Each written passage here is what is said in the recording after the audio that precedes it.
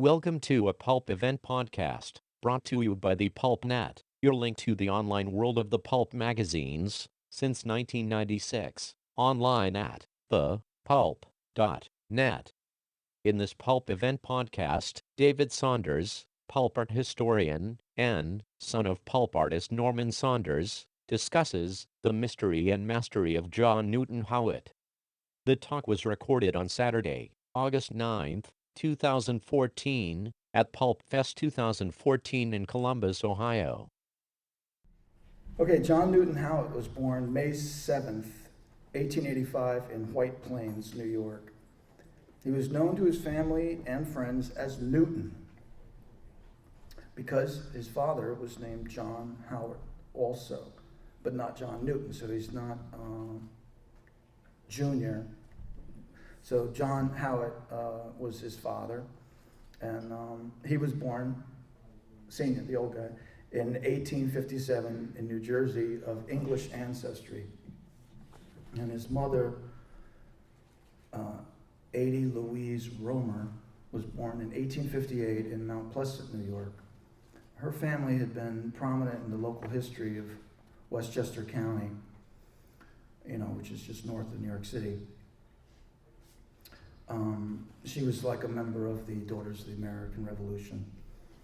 And so it's a pretty much, a family with a lot of tradition. And her grandfather was Isaac M. Twitchings, and he was the first postmaster of Pleasantville, New York, which is right there also. And old Grandpa Twitchings gave the Howitt mother and father their home here at 21 Lake Street as a wedding gift when they were married in 1882. And they had two children. The artist was born first, and his younger brother, Louis Romer Howitt, was 5 years later in 1890. The father was a skilled tailor and also a manufacturer of ladies' clothing. The father and the father's two brothers worked with their father's ladies' clothing shop at 50 Central Avenue in White Plains. So this is all 1885 in White Plains. At the age of 4, John Newton Howitt contracted polio. During his convalescence, his father interested him in drawing. So it's neat that his dad was a kind of a creative person and a tailor and whatnot. And you have this kind of a noble family in terms of the town prominence a little bit. The first thing that the little 4 and 5-year-old child drew were everything in his neighborhood: trees, neighboring homes, and the railroad station. And during and after his recovery, he had to wear a metal brace on his right leg, which was able to help him to walk, although for the rest of his life, his right leg was partially paralyzed. In 1896, he began to use, he was only 11 years old, the carriage house on his property behind that building as a little private studio. And despite his small size and his handicap, this young artist began to draw imaginary scenery that was inspired by the local author, James Fenimore Cooper's The Last of the Mohicans. And he decorated the carriage house, which remained until recent times, all decorated with this bizarre, beautiful scene along the Mohawk River. And you have to wonder where was this creative spirit in this child was so powerful that in his imaginary world, in his parents' carriage garage, he was able to muster the wherewithal to do this type of theatrical sets in his backyard. Because of his physical problems, he had homeschooling, and but was able to concentrate on his lessons more than all the other kids. So, as often happens with homeschooling, by the age of only 12, he was, in 1898, began to attend the high school in White Plains. where you can imagine he was outstanding, not only for his youth, his small size, his pronounced limp, his glasses, his excellent grades, his complete lack of athletic ability, as well as the popular recognition as the class artist. He graduated from high school in June of 1901. By that time, his father and the two uncles had bought the business from the grandfather, and had relocated Howitt Ladies' Clothing Shop from the main street of White Plains to New York City, where they rented a business space at 13 West 20th Street. After his high school graduation, John Newton Howitt began to routinely accompany his father. That's a kind of a cute image, just showing his little town outlook on life in a way. This is just an image of him as a young man. But he began to accompany his father to New York City and go to go to study at the Art Students League. And this is a picture of it at the time that he was attending on West 57th Street. His teachers included the famous George Bridgman, who was basically a 20th century Michelangelo in terms of his drawing power. And so he believed in something called dynamic energy.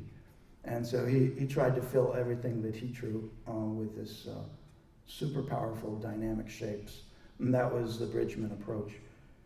But also less famous was Frank Dumont, was his other teacher, who is just an excellent painter and taught Norman Rockwell and many, many people. And here's like an example of the type of work that Frank Dumont does. And you can see it's actually, in terms of the various isms in art or something, it comes from what would be called Gérôme, or the Salon painting of Paris. And so that's the classical ratio of the body parts with basically a stage setting behind it, and a tight composition. And this is very, very typical of the criteria of the 1880s in Paris. And so that was the highest non-modernist technique that was popular at the turn of the century. And so it's interesting to see in how he's able to embrace kind of an anti-modernist almost approach to painting, and it undoubtedly comes from his teacher Frank Dumont. His third teacher at the Art Students League was Henry Reuterdahl, and if you like sea stories or practically any 1920s pulps, you'll find beautiful seascapes by him. And you can also see a powerful, playful, macabre quality in Henry Reuterdahl also. But both Dumont and Reuterdahl are interesting artists to think of in connection with ultimately the vision that Howitt was able to invent of his own. Here's an early painting by Howitt. He, even while at the Art Students League, began to sell freelance illustrations to the New York Herald Tribune. And his work appeared during that decade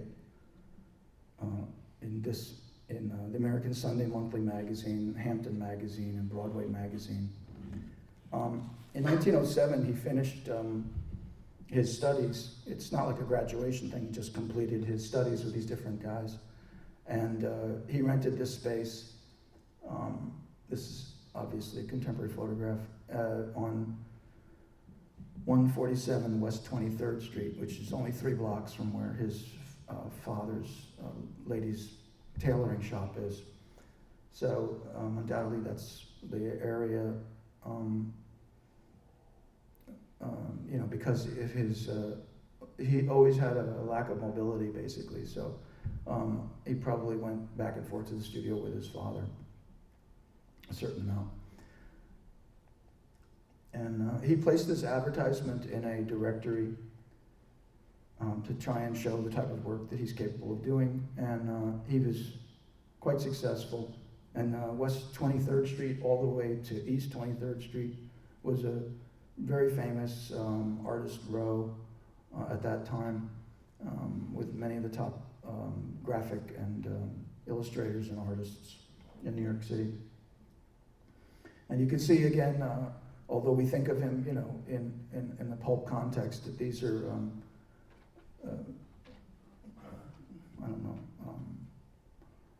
upper class sort of aspiration illustrations, of the wealthy people. And there was a concept in advertising at that time that you don't just sell them toothpaste, you sell them the idea that they will have the lifestyle of something they aspire to, such as the very wealthy or something. So here we see, the super wealthy. And so that was basically a very popular advertising approach. In I'm jumping ahead of myself here. So 1911, he was asked to join the Etheridge Art Agency, which is a special nationwide advertised artist agency, and it included Leyendecker, but also artists that we know from Pulps like Robert Grafe and Charles Williams. They were in that. In 1913, his brother Louis Romer Howitt graduated from Columbia University, and he returned then to White Plains, where he lived and worked at home. Some local real estate contractors occasionally hired him to approve drawings for buildings and stuff, but he seemed to basically fail to thrive as an independent professional architect.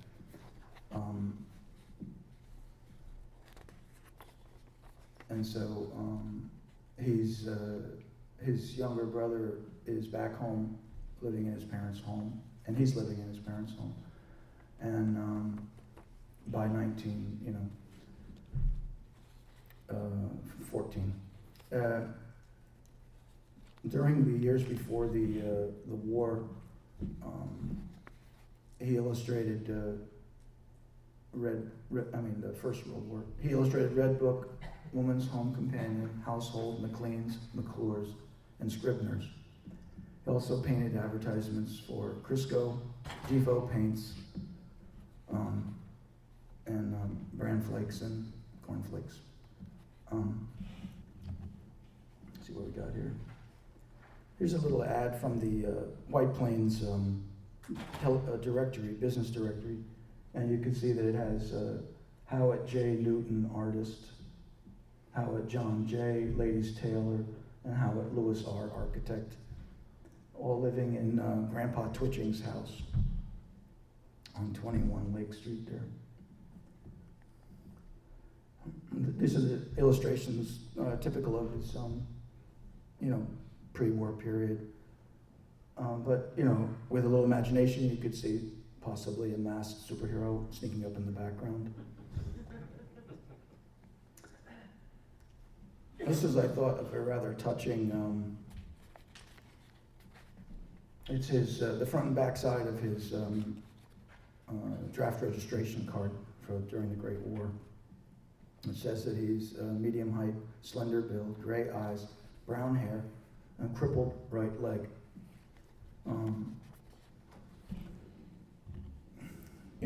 Like many of the people, he was tried to work on war posters and Liberty bonds, and there were many competitions and stuff to do these types of things. And in this one, it's Liberty bonds are light in the dark. They're all with us, Bill, back home. And this was entered into a large competition in 1918, And the winner of the competition was this guy, Arthur Treidler, and Adolf Treidler. And I don't know if you've seen this, but it's a rather famous poster. Helped stop this, and it got into a little controversy because the artist actually copied it from a French poster, and so there was an effort at McClure's magazine, which had championed a lot of their own artists who had worked them, like Howitt, to use their rejected posters and stuff. And McClure's had published a article by, what's his name, Guy de Emprey or something, and he had said, that our guys really need cigarettes, so we should contribute cigarettes to them. And then McClure started a campaign called Our Boys in France Tobacco Fund, which is complicated. And this was like a typical ad during that year that you should pack up your tobaccos or send money to McClure's so they will send tobacco to the boys. And this is an article, part of that series, with a title. And then they reused Howitt's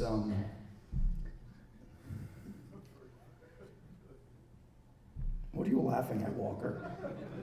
I mean, it's just not appropriate, right? And so they reused the thing and they took off the lettering and put it at the bottom. They're all with us, Bill, back home. And so that was McClure's effort to use one. And this went on all year long. They had all their top artists doing this with their rejected covers from the Liberty Bond Drive thing. All during this time period, he continued to do landscape paintings, and his actual fame as a landscape painter was interesting because New York City galleries were able to sell these landscape paintings in the 20s because he was a famous celebrated illustrator, as well as these, so it was he was simultaneously following his original inspiration to draw the local railroad station and the trees and stuff. He continued doing this, and it was very significant for him. And he became a lifelong member of the Arts and Crafts Guild of Westchester County and the Hudson Valley Art Association. And he continued to always play a big part in the art community in his little hometown there.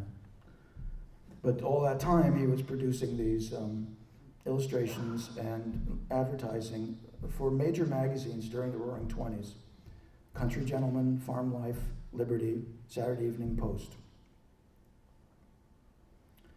On June 2nd, 1925, the artist's father died at the age of 69. As the family's eldest son, John Newton Howitt became the head of the household and the major provider. You recall that his brothers seemed to have failed to become a professional for some reason. And so he has a younger brother and his widowed mother.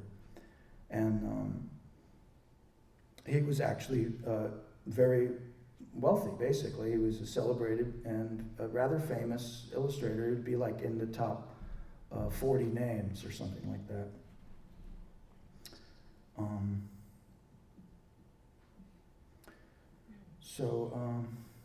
But at the same time, I think the death of his father may have created a kind of a conflict for him, because he really had to face a conflict between his deep roots in Westchester and his ambitions to be a successful illustrator in New York City. And you can see he's kind of being torn between two things. And you'll notice this conflict has nothing to do with sensational pulp or anything. It's just an inherent conflict that's happening in his life. This is his father's death notice. And these are his wonderful advertisements. Courage Digest, columns. Now comes the big moment. October 29th, New York City stock market crashed, and the nation entered a period of desperate financial crisis. The Great Depression devastated the established hierarchy of American advertising and American publishing, and every other American industry. By 1930, John Newton Howitt was 45 years old, and his brother Lewis was 40, and they lived in their childhood home with their mother, who was 72. In September of that year, he gave up his studio, which, as you may recall, was in that tall building on the right, and moved 3 doors over to this short wooden frame building, which was much cheaper and more affordable. And you can get an idea that he's, if not suffering financially, at least trying to behave in a defensive manner to lower his overhead or something. Now, in that particular building, his next door neighbor was John Fleming Gould, who had grown up with Walter Baumhofer in Brooklyn. And these two pals had also recently graduated from Pratt School of Art in Brooklyn.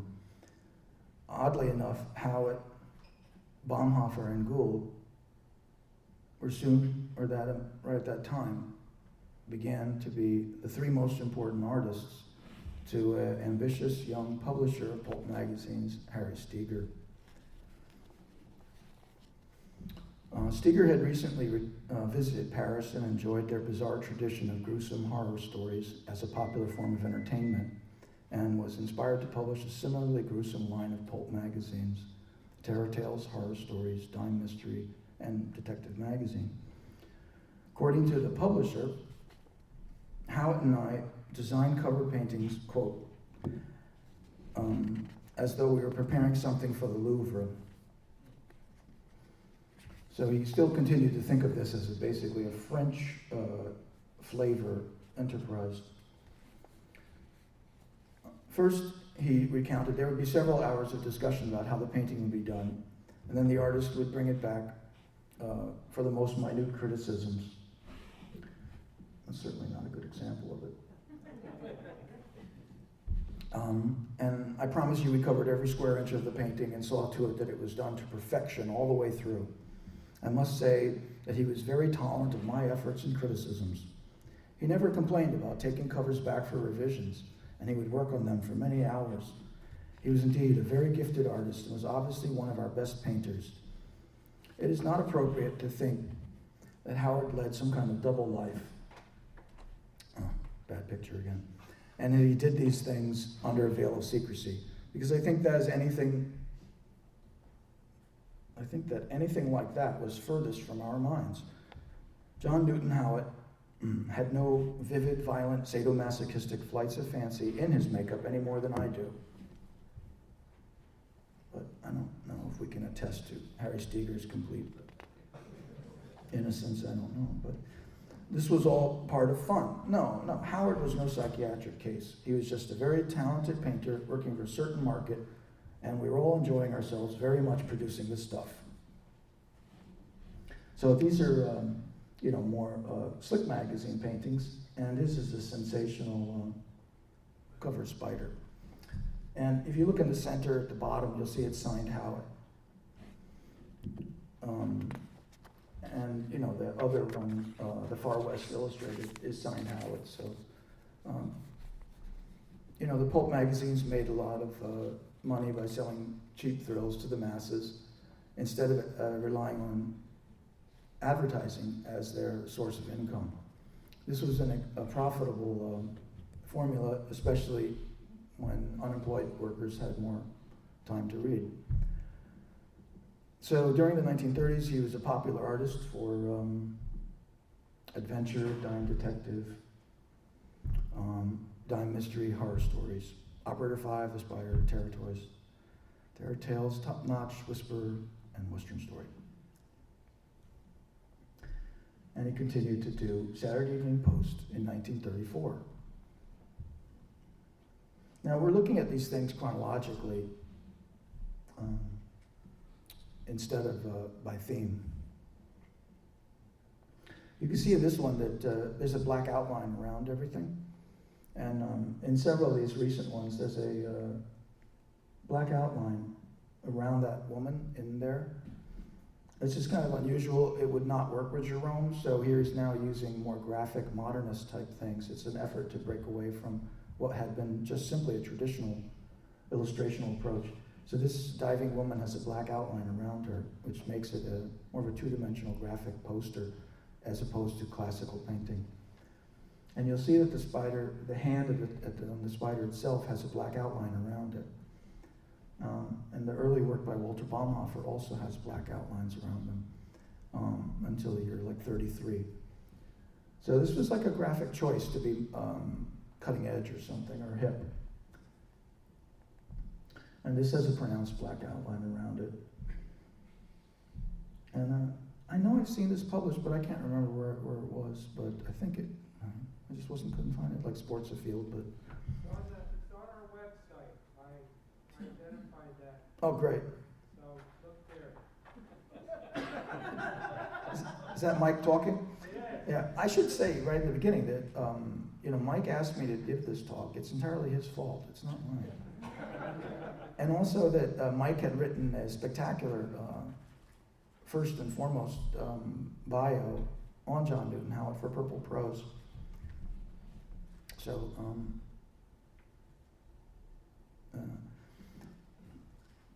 this is a great adventure cover, but these are Sunday supplement illustrations that a lot of the pulp artists were also doing. So you see there's still a strong mixture of pulp and Slick magazine type illustrations. And this is a picture of his wife. On April 3rd, 1934, John Newton Howitt married Bertha Ann Wood. She was born on August 14th, 1885, which was the same year that he was born, so they were both 49 years old at the time of their marriage. Her father had been the local druggist, and she was the school nurse at Port Jervis High School, from which she graduated in 1904. She was an outspoken public advocate of women's voters to promote socially conscious programs to foster inclusive and integrated education for students that were physically and mentally challenged. She was actually a well-known, famous public speaker on behalf of crippled children.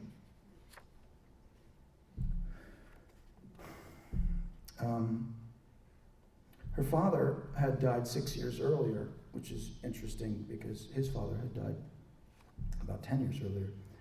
And she lived with her 80-year-old mother in their childhood home, which her parents had built at 14 Orange Street in Port Jervis, New York, which is, I think, 38 miles away from White Plains.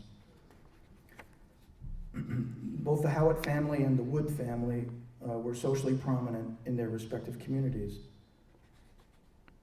So it is very likely that the local newspapers in both White Plains and Port Jervis would have covered their wedding with detailed commentary. And yet it is a curious fact that the bride and groom chose to be married 130 miles away in Radnor, Pennsylvania, a suburb of Philadelphia. No mention of their marriage appeared in the Port Jervis or White Plains newspapers. On top of this, their marriage was oddly compromised by several unusual circumstances. The bride and groom were both 49 years old. They both lived in their childhood homes, and they both were the main providers for their elderly mothers. Bertha's mother, Fanny Jane Wood, was 78 years old, and they were both unaccustomed. Both the bride and groom had been I don't know how you say bachelors.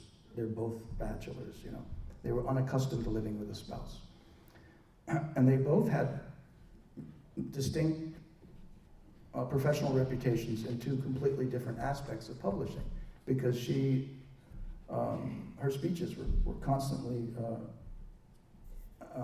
reported on, and she wrote political commentary in local newspapers that were picked up and carried nationwide about the importance of working on behalf of child welfare.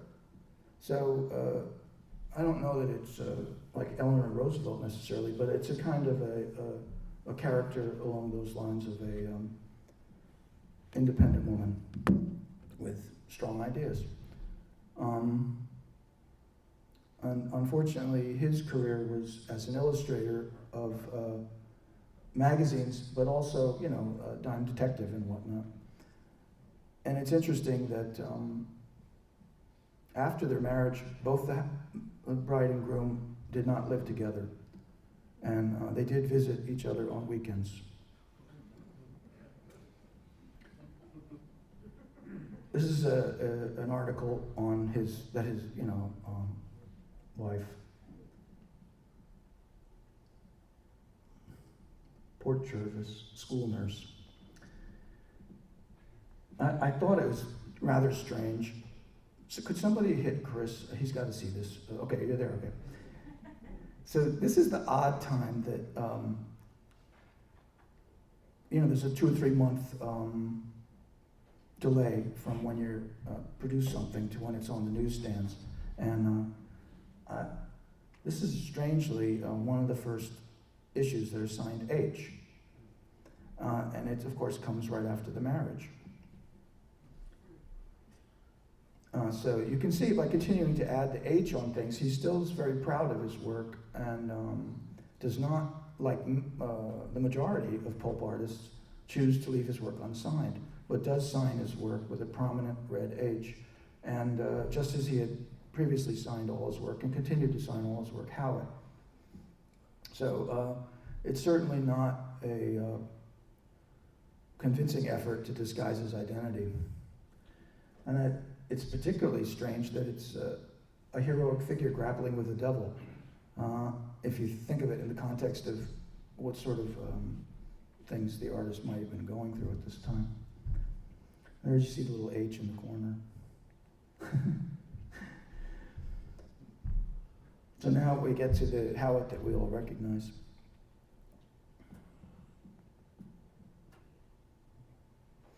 There was clearly some ambivalent pride that he had in his work.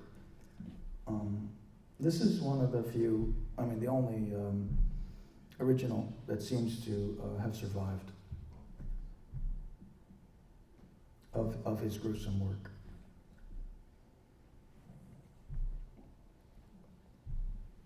What happened to all his artwork?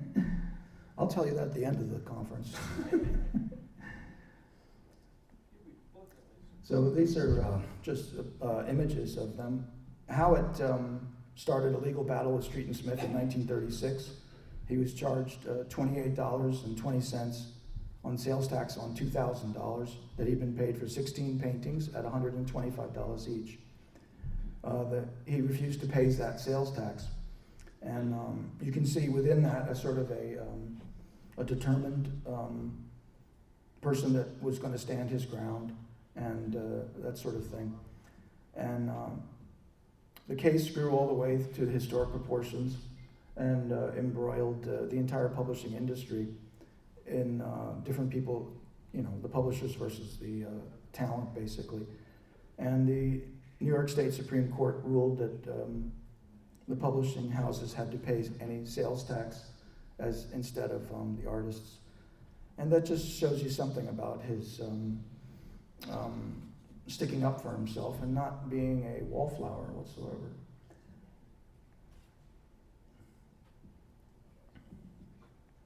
Far be it from me to try and artistically or aesthetically translate into words what these images may signify.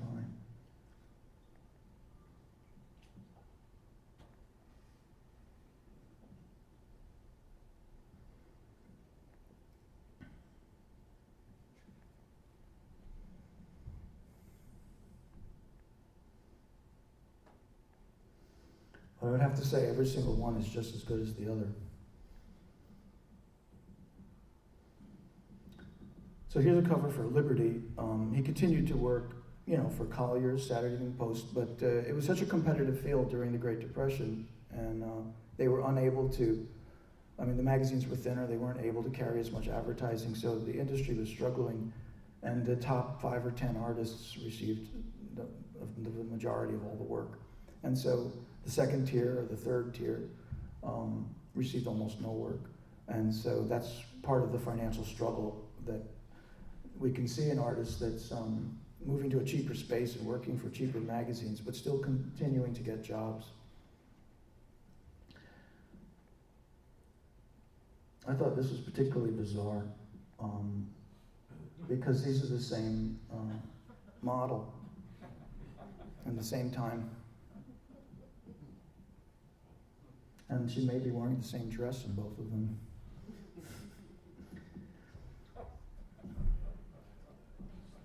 Again, it's Harry Steger may have left out, whatever the emotional feelings and complexities may be. But here we see, a deformed person as some sort of demonic thing, which is, increasingly typical in the horror and terror and all of the pulps.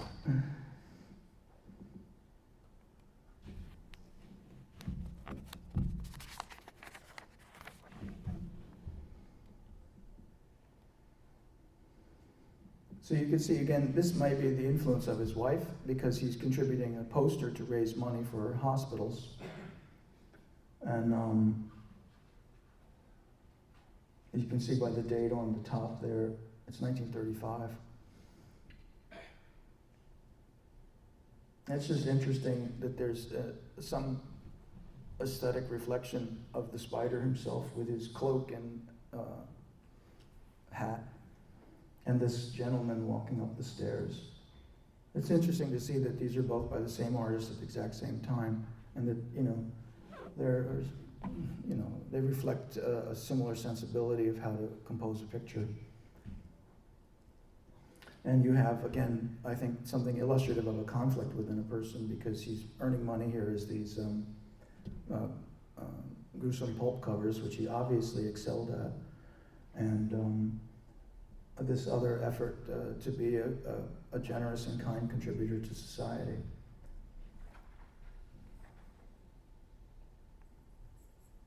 I hope these are all familiar to everyone. You notice the way that he paints the flames and stuff? It's kind of similar.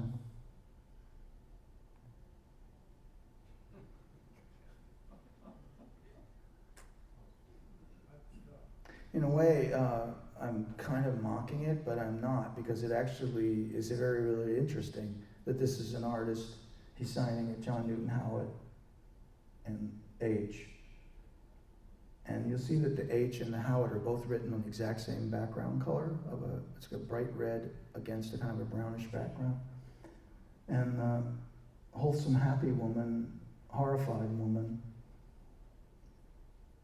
It's bizarre that these are happening at the same time.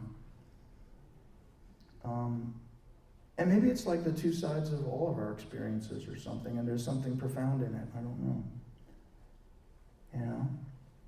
I mean, we go to church on one day of the week, but we don't go to church on the other days of the week. It's like we find a balance in life somewhere.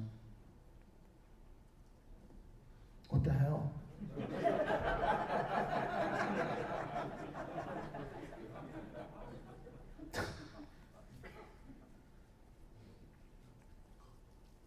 Look at that, isn't that great?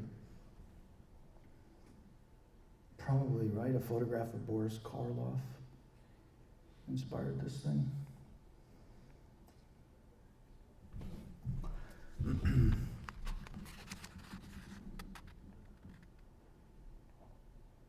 Look at that.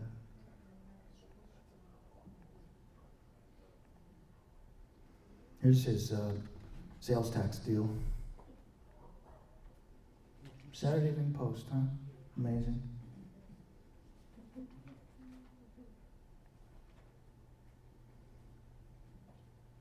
Here they are feeding women into a giant sausage maker of some sort. And here's Ram Singh reading that very issue.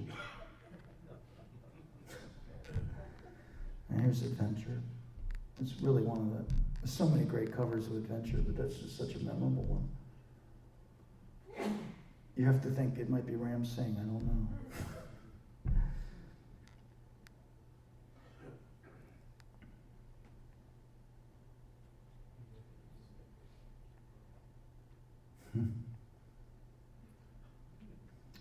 You see in this love story, he uses his full signature. That's in the Collier's and Saturday Evening Post. It's John Newton Howitt again. So he, after the marriage, he's using age for the embarrassing things, which I'm pretty sure have to do with trying not to embarrass his wife because of her public reputation. And so, for her sake, he's just toning it down by making it an H. But I don't believe he had any concern in terms of his personal ambition as a successful illustrator, whether the people at Saturday Evening Post cared whether he did anything else or not. But maybe. That's really another nice one. John Newton Howitt.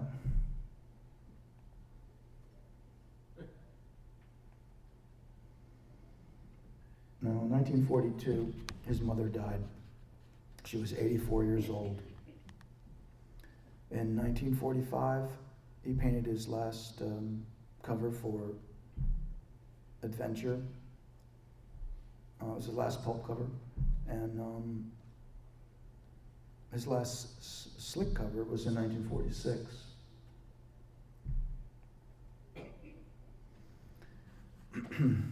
And during the war, he painted many beautiful propaganda posters and stuff. And they're signed John Newton Howitt again. This is his last pulp cover. And this is his last Liberty cover, last Slick magazine cover. And again, that's actually 21 Lake Street right there in the photograph. In the painting. It's his little family home, burning in a hellfire of flames. What? Okay. His, in 1948, his mother-in-law died. And I hate to say it, but thank God. And he was then able, for the first time in his life, to leave his house on 21 Lake Street and move to live with his wife. They were both 63 years old at that time. And the wife continued to work as the school nurse until 1952. After the war years, he, like the whole industry was, of publishing was adapting to changing times, and the artist continued to paint covers for Outdoor Life, which were, men's sporting adventure type magazines. And this same magazine used J.W. Scott, Walter Baumhofer, Norman Saunders, Rudy Bolarski. And so that was a place where these guys were able to get jobs, but they were paid like $150 as opposed to $800 for a Slick magazine cover. So this is basically back on the poor side of town again. And he also did calendar paintings at the time. In 1953, his brother died.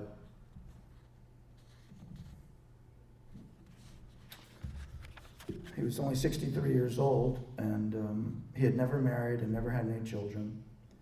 And his older brother buried him in White Plains Cemetery and commissioned this marker. And it's for his younger brother, his mother, and his father. He then sold the family house and moved away from White Plains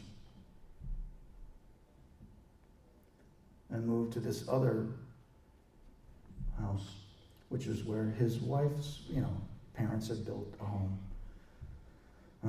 So this is his wife's childhood home.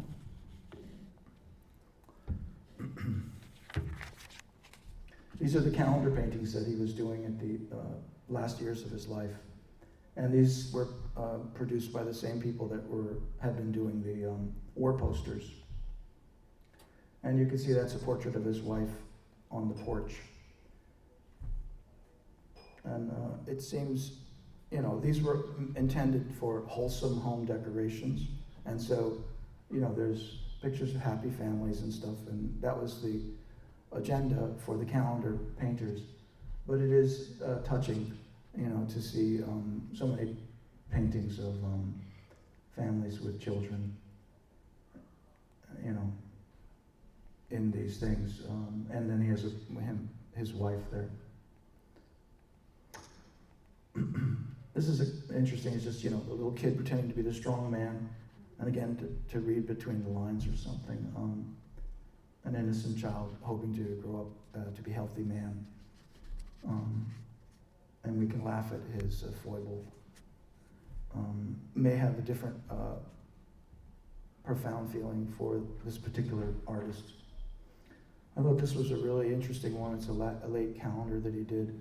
It shows the typical swimming hole of Mark Twain or something, and it has in the very back the sports fisherman, along with painting landscape paintings. Howitt liked to fish because he could sit still and do something because he's not really able to walk a lot. And so being on a boat or sitting on a pier or fishing just from the riverbank was his only favorite outdoor activity. So doing the hunting things, he was bringing a lot of personal feeling about that. And so here you see a strange, massive form from perhaps nature, God, of a black tree growing and separating two halves of this painting. In the lower half, you have all the healthy little children having fun in an innocent swimming hole. And in the upper two halves, there's the fishermen having their own fun in their way. But you see isolated in the upper corner is a boy who actually has a slight, he's unable to go swimming. He's not joining the other boys. He has his clothing on. And his legs are actually bent slightly. It's very strange. It's, to me, actually a heartbreaking image. So this is, I think, one of the many, many examples of how an artist will get some stupid assignment paying him $125 or something, and they say, go make a nice painting and make it as cheerful and stupid as possible. And you then go do it, and you produce something that you've taken deep from your own feelings, I think, and bring to it, and it somehow transcends the stupidity of all of our jobs and stuff. So it's kind of a miracle, I think, basically. Here's a lovely picture of him, very happy. He was the president of the Westchester Art Society or whatever.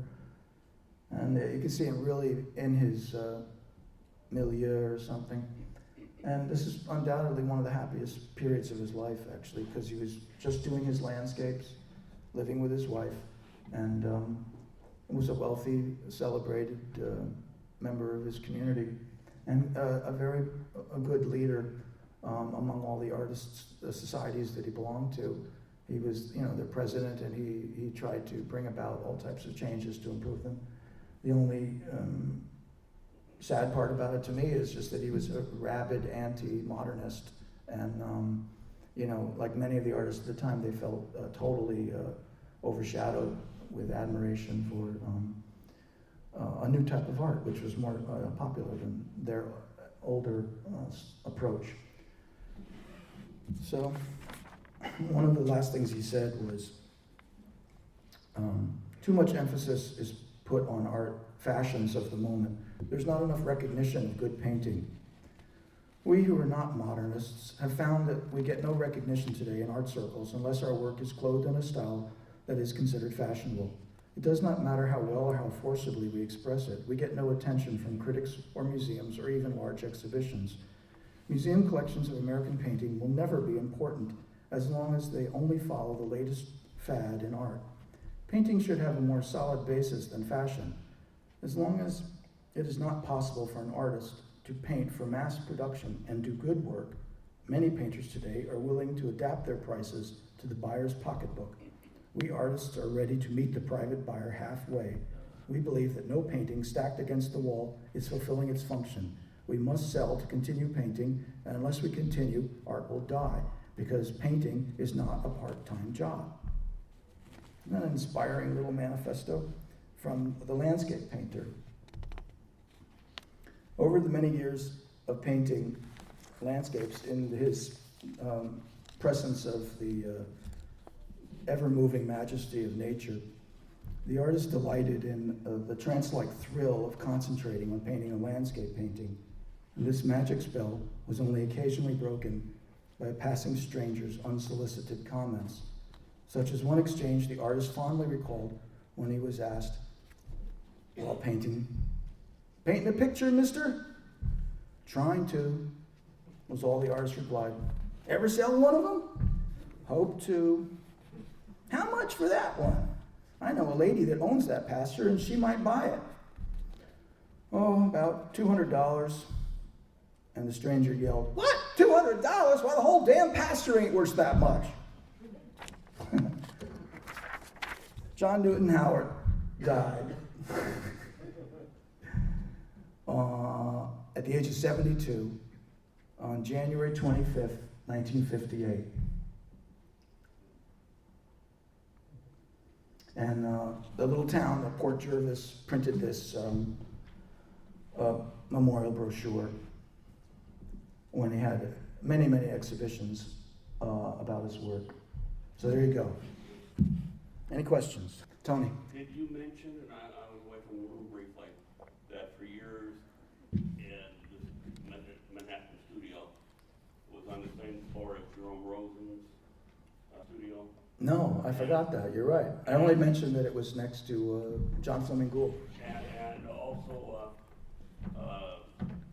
Harry Steger was on the same floor. Harry Steger had a studio. Right. What was he doing? Knocking up girls? Tell him what happened to his No, sorry, wait a minute. The one Not guy Steger. Oh, not Steger. The Harry Chester, the comic book. Okay, right.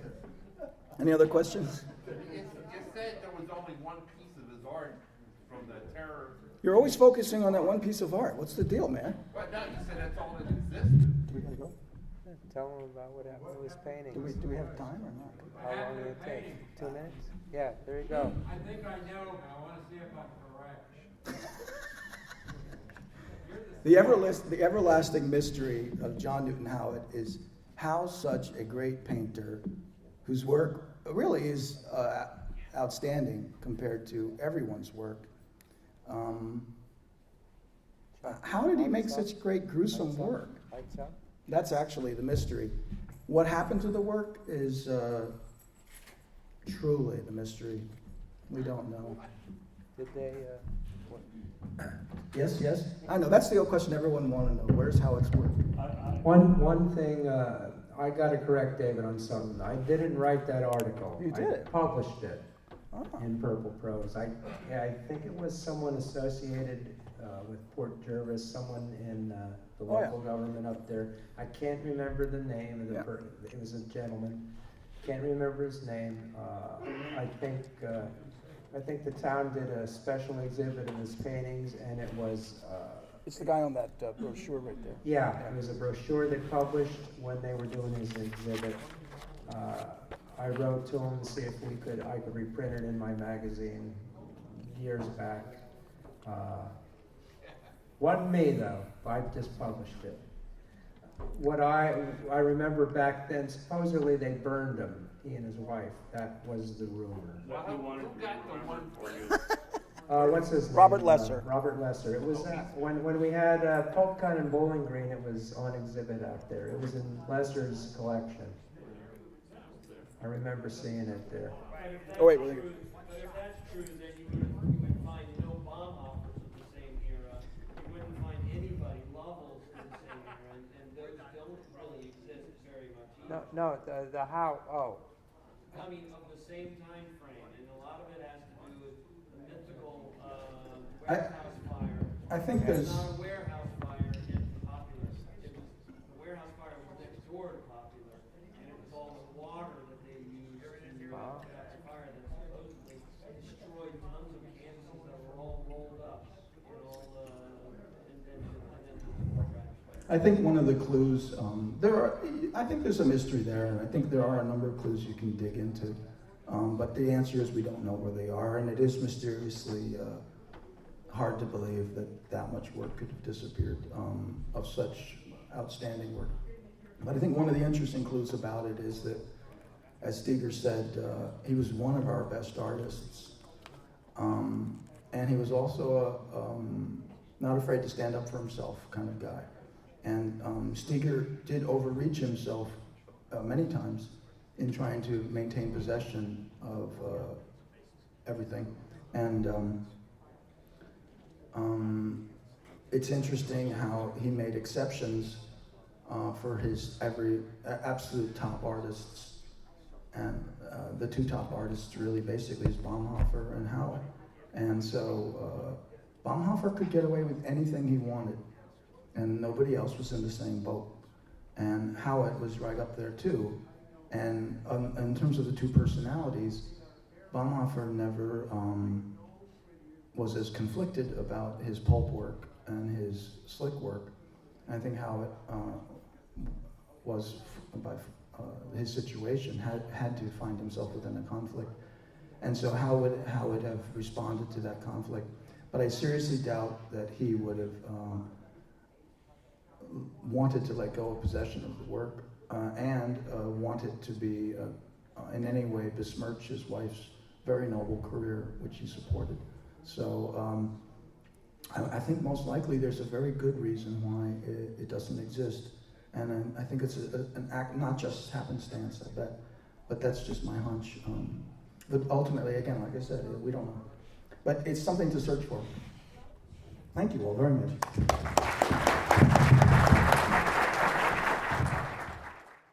You've been listening to a Pulp Event podcast, brought to you by the Pulp Net. When your next adventure was just a dime away. Please visit us online at thepulp.net.